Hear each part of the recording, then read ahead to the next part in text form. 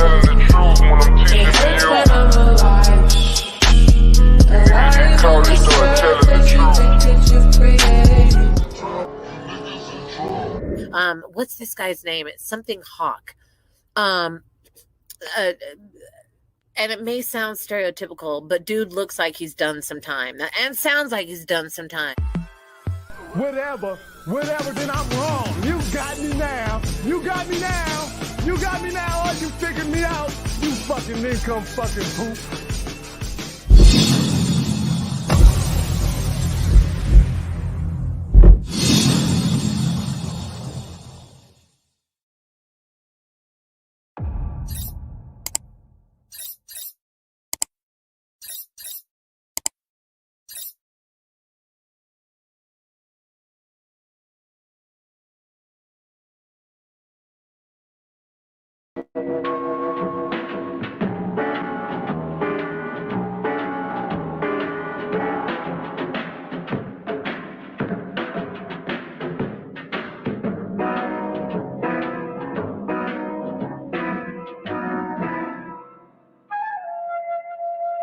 For many centuries, the rock-cut temples of Abu Simbel lay abandoned at the edge of the Nubian desert.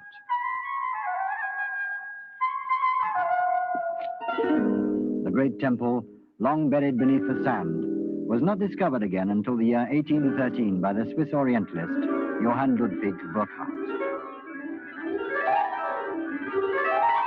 The temples are located on the bank of the Nile, not far from the Sudanese frontier. The smaller one is dedicated to the goddess Hathor, and its facade is adorned with figures over 30 feet high, portraying the pharaoh Ramesses II and his wife Nefertari.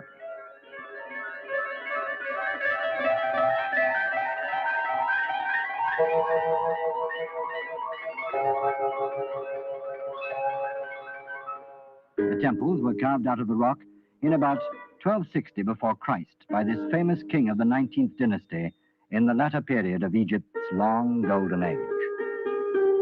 Ramesses is also portrayed 4 times in front of the great temple. Each of these colossal figures is over 70 feet high.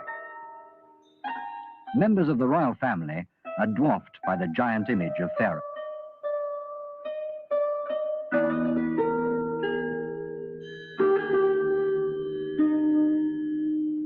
The reliefs on the outside walls show us something of the life of man 3,000 years ago. 2 deities of the Nile unite the lily and the papyrus to symbolize the union of the kingdoms of Upper and Lower Egypt.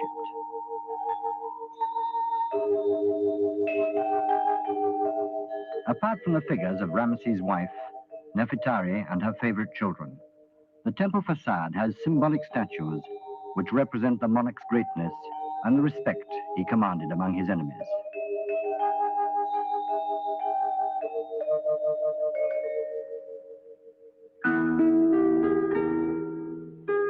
The inscriptions relate the exploits of his reign.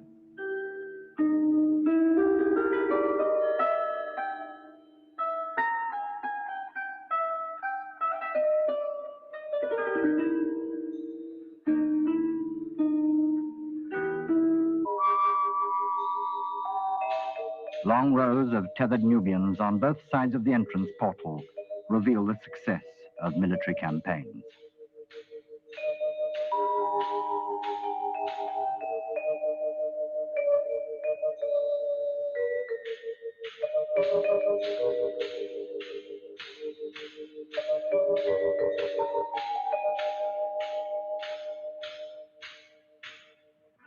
The great temple of Abu Simbel was designed to make dramatic use of sunlight, a supreme example of the astronomical knowledge of the ancient Egyptians and of the skill of their architects. Twice a year, in February and October, the sun's rays, shining through the narrow entranceway of the temple, through the giant pillared hall, 60 feet deep, penetrate to the inner sanctuary, which at other times is in darkness. The images of 3 gods, Amun, Ra-Harikti, and the pharaoh himself, are illuminated. Only the 4th deity, Ptah, god of the underworld, remains in the shadows. The figures in the pillared hall, each of them 25 feet high, also portray Pharaoh, but with the attributes of the god Osiris. colored wall reliefs glorify the king's deeds. In the year 1285 BC, in Syria, Ramesses II proved himself a great warrior by conquering the Hittites who'd invaded his realm. These representations of the power and glory of the great pharaoh bear witness to the incomparable artistic skill of that age.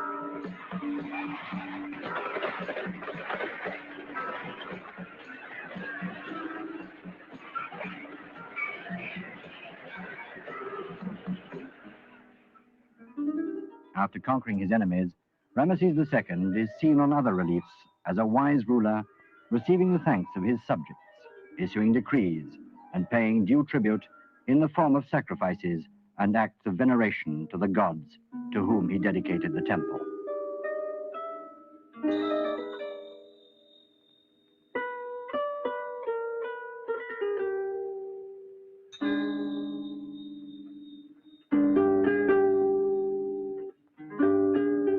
Today, more than 3,000 years later, the descendants of Pharaoh are confronted with problems which he would have had difficulty in understanding. The area in which this rapidly growing people can live and grow its food is limited to the narrow strip of fertile land on either bank of the Nile.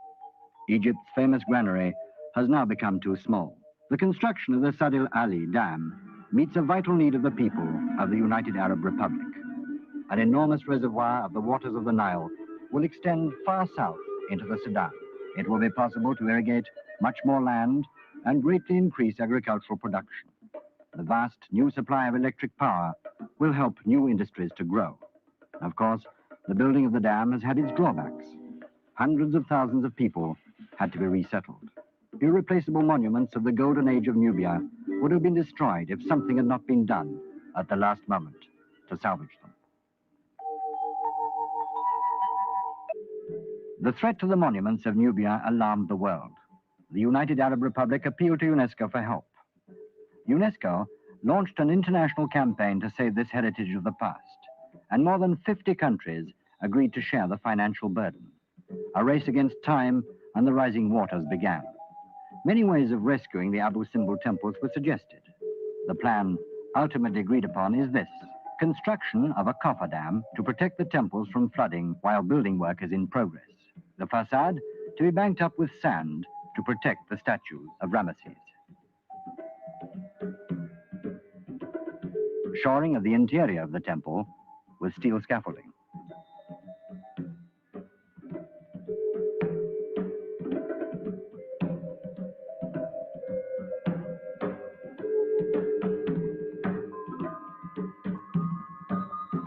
Removal of the rock surrounding the temple until a wall thickness of 2.5 feet is reached.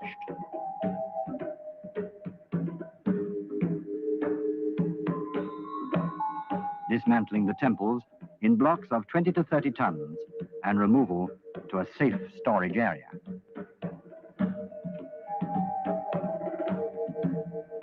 Reassembly of the temples on a site 200 feet above the original location.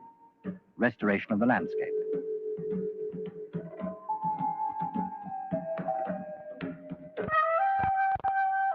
In November 1963, the joint venture Abu Simbel, an international group of building contractors from 5 countries, received the contract for the removal of the temples.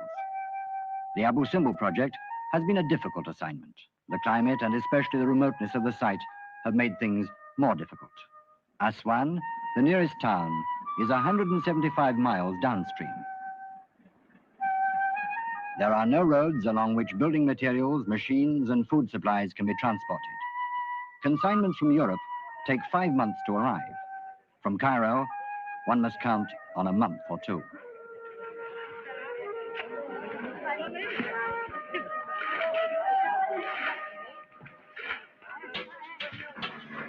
Yet, there is no time to lose. Even before living quarters can be set up for the crews, work has to start on the construction of the cofferdam. First of all, a steel piling wall is erected. The crest of the cofferdam must be 80 feet above the riverbed.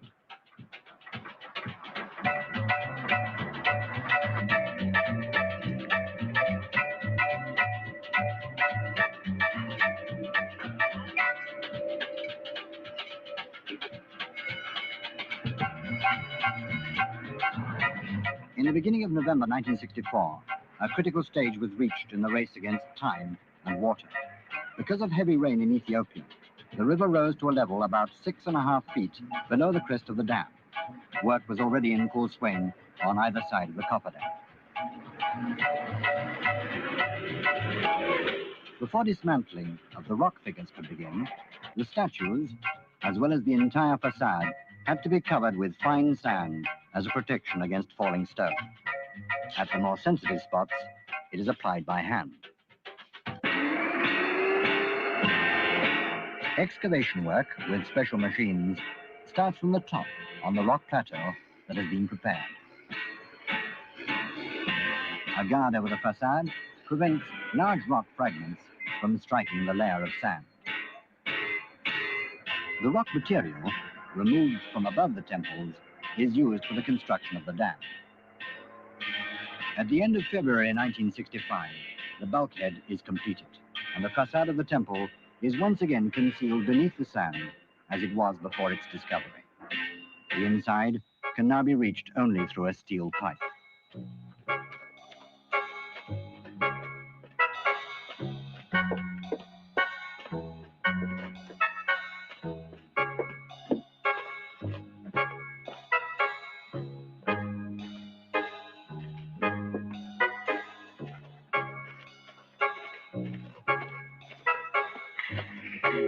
The reinforcement of the interior is now almost complete. 240 tons of steel sections were needed for the shoring work.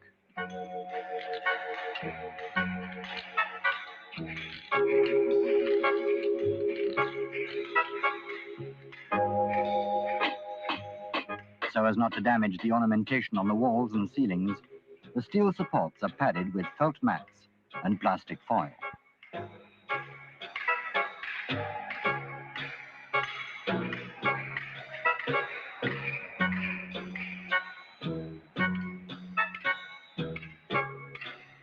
All steel supports are numbered for reassembly of the temples in the same sequence. The really critical work starts with the removal of the rock above the temples.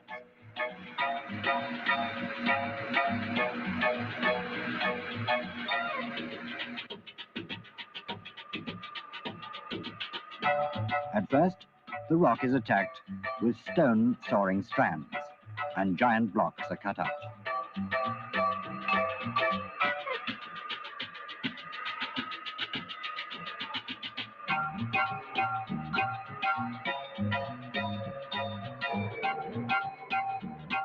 Jib saws are brought into use.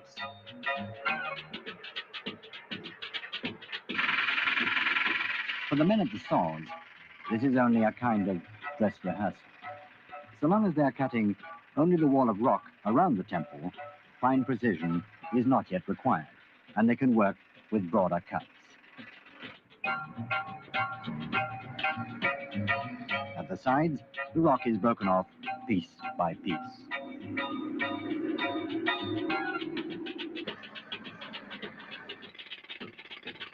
Pneumatic drills can be used only on the outer sections.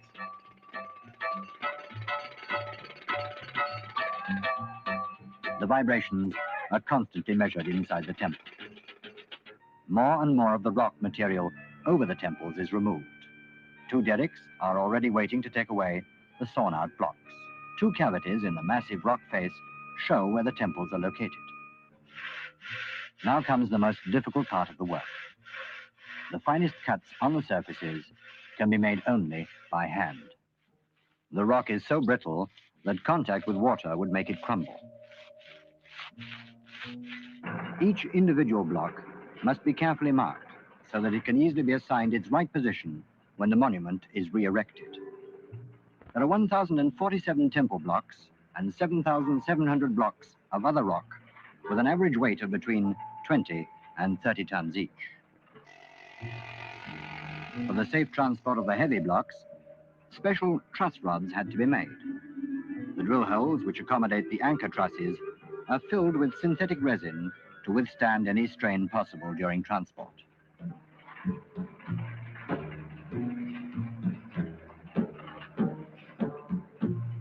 The largest and heaviest blocks were those from the heads of pharaoh statues.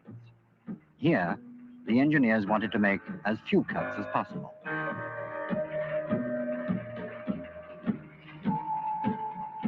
Before soaring starts, the cutting surfaces are protected with plastic foil.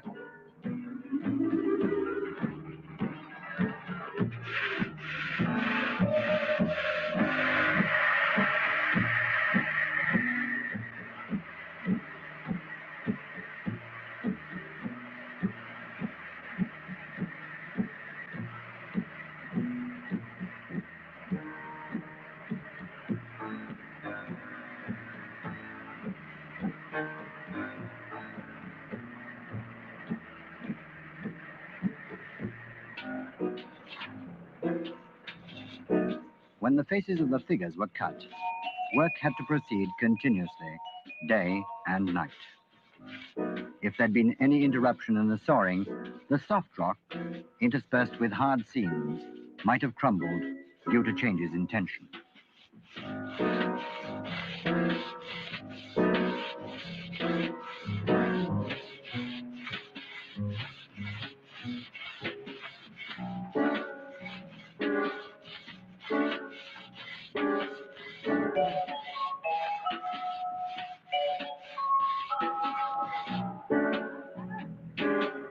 And this is the moment that journalists and press photographers have waited for all night.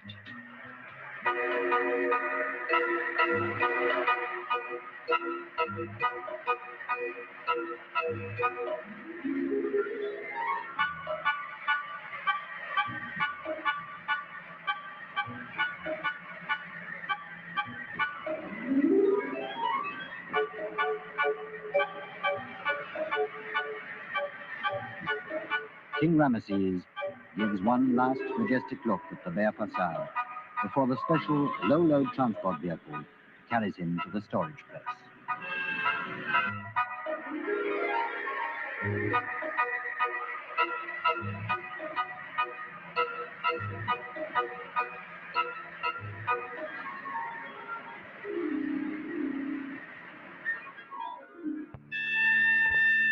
The two storage sites are located on a plateau near the spot where the temples are to be re-erected.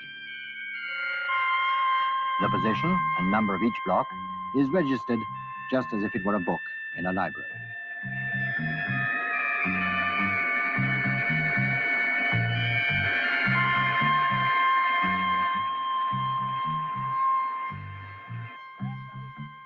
From his temporary resting place, the great pharaoh can look out on the round roofs of the houses built for 1,000 workers.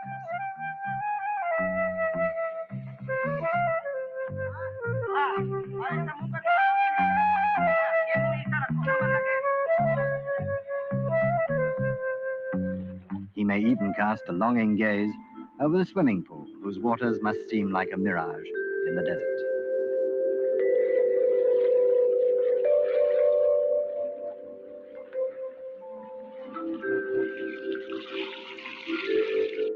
The Nile has now risen above the base of the original site, but the cofferdam has stood the test. The monuments are being saved in time. As the days pass, the hand sawing of the blocks and their removal to the storage site becomes routine. Each block is transported without jolting, maintained in its original position. This ensures against breakage as a result of a sudden change in stress. the work advances farther and farther into the interior of the temple.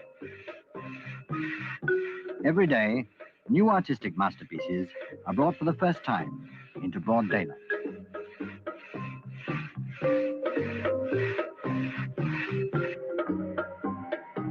The divine pharaoh seems somewhat fearful as he looks out on this new technological age, an age which saves him from crumbling with the help of injections of synthetic resin.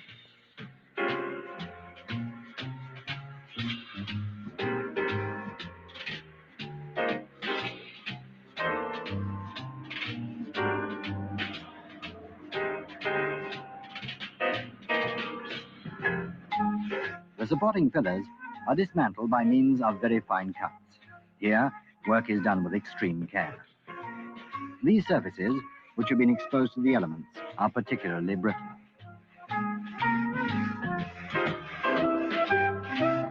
Now, even if the water were to overflow the cofferdam ahead of schedule, the most it could do would be to cover the leg stumps of Pharaoh.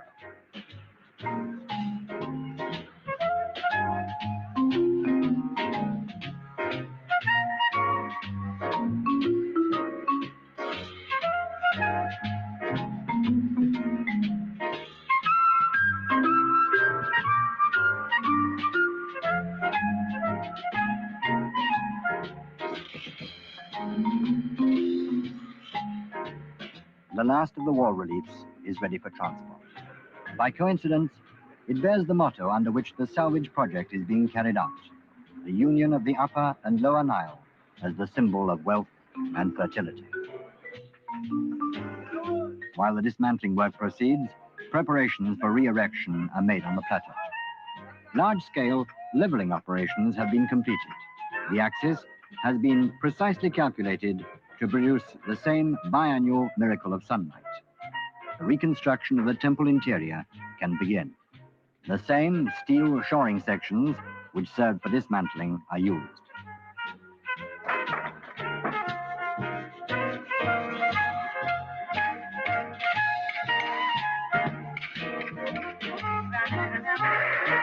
The reassembly of the sections of the first facade reveals the precision with which the temple had been dismantled.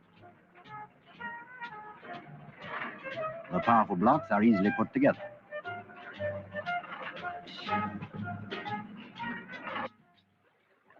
The original site has now been completely abandoned. The Nile covers it at last.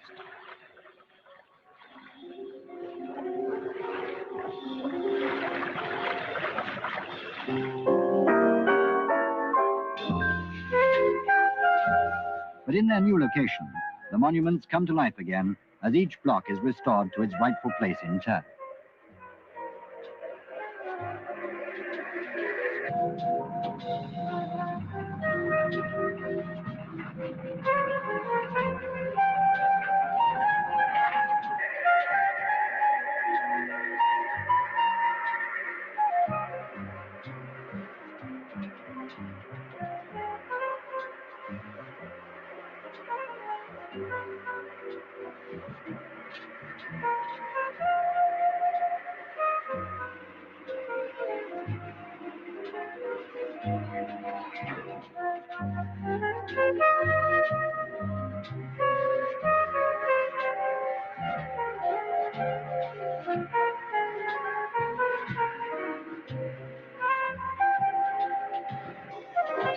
The final phase of reconstructing the 22-meter-high statues begins.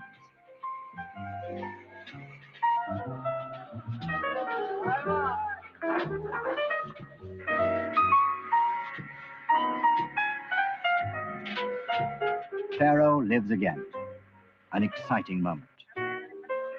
Now comes the final test, whether the statues will look the same as before.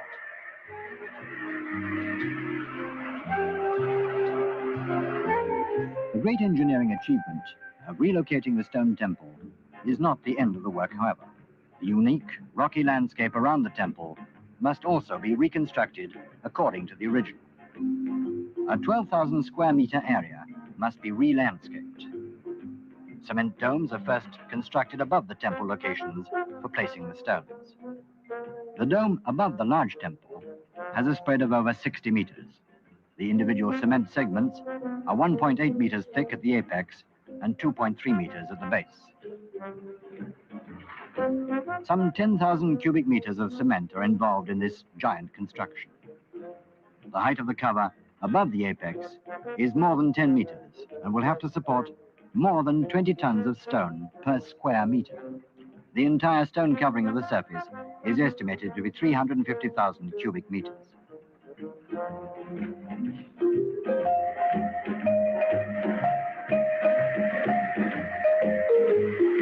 The dome above the small temple has a spread of 25 meters, requiring more than 3,000 cubic meters of concrete.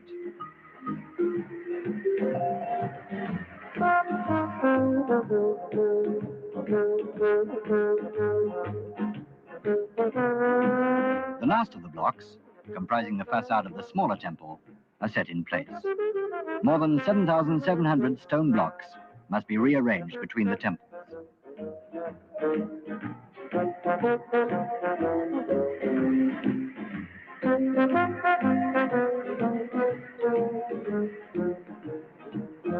Now the finishing touches. Restoration work on the larger temple is necessary. The facade is made crack and weatherproof. It must withstand many more centuries.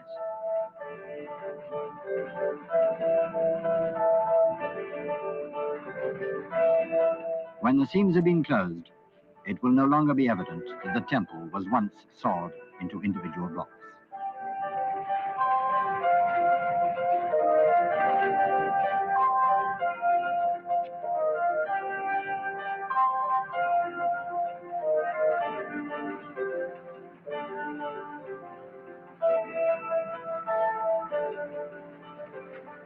Thus, the temples of Abu Simbel will again greet the rising sun. They will bear witness both to the supreme genius of an ancient civilization and to the miraculous skill of modern technology. They will also bear witness to the determination of the world as a whole to preserve the best of the past while building the future, and to apply international cooperation for the achievement of these great purposes.